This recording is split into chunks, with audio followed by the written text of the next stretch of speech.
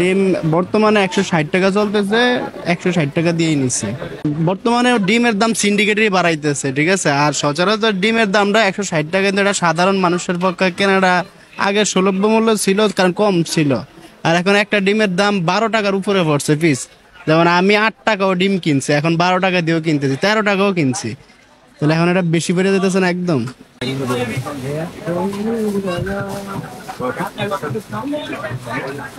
দাম বাড়ার কারণ কিছু না, আপনার খাদ্যর দাম বেশি, ওষুধের সব দিক দিয়ে বেশি। খামারে তো টিকা লাগবো, কারণ একটা ডিম পিছে একটা লোকের আপনার 10 টাকা 10.5 টাকার মতো খামারি খরচ যায়।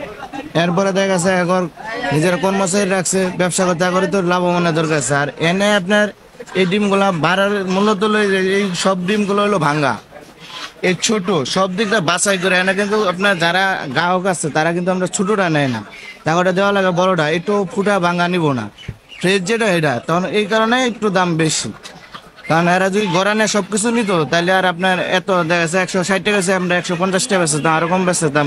এই জিনিসগুলো তো আমার ঘাটতিতে বিক্রি করতে হয়, এই মূল্য তো এছাড়া আর কিছু না। আর তুলনামূল্য আপনার সব জিনিসের দামই বাড়তি, শুধু ডিম না, সব জিনিসই। ওই যে আপনারা যে বলেন না সিন্ডিকেট আছে, ওই সিন্ডিকেটই করে, ওরাই করে, ওরা ইচ্ছা হয়। দাম হলো 9 টাকা, কালকে দেখলাম 9 টাকা 39 পয়সা করে পার পিস, এখন বিক্রি করতে 13 টাকা কত পয়সা করে, এই চলতেছে। একজন সাধারণ ক্রেতা বা যারা যাদের ক্রয় ক্ষমতার বাহিরে চলে গেছে, যারা নিম্ন আয়ের মানুষ, তাদের জন্য তো আসলে ডিম কেনাটা আসলে অবশ্যই তারা ডিম, আগে ডিমটা মোটামুটি ভাবে তারা খাইতো, মাংস খেতে পারতো, ডিম খাইতো, এখন ডিমও খাওয়া বাদ দিয়েছে। এখন ওই যে একটা কথা আছে না, কি একটা কথা আছে, আপনি কি করবো, কেউ করতে পারবেন না, বুঝছেন? আমাদের অবস্থা হিসেবে কেউ করতে পারবেন না। এখন ডিমের দর্জন বিক্রি করতেছি 155-50।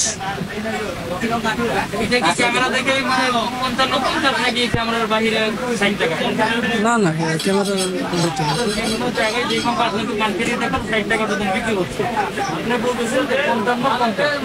ওই তো 55-50-60, যারা বড় বেচা নেয় এরা 60 করে বিক্রি করে, আর এমনি নর্মালি 55।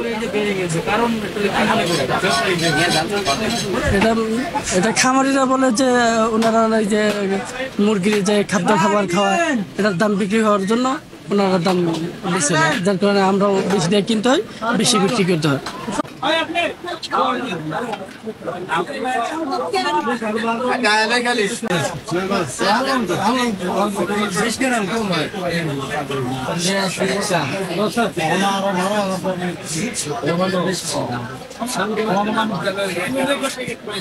বেশি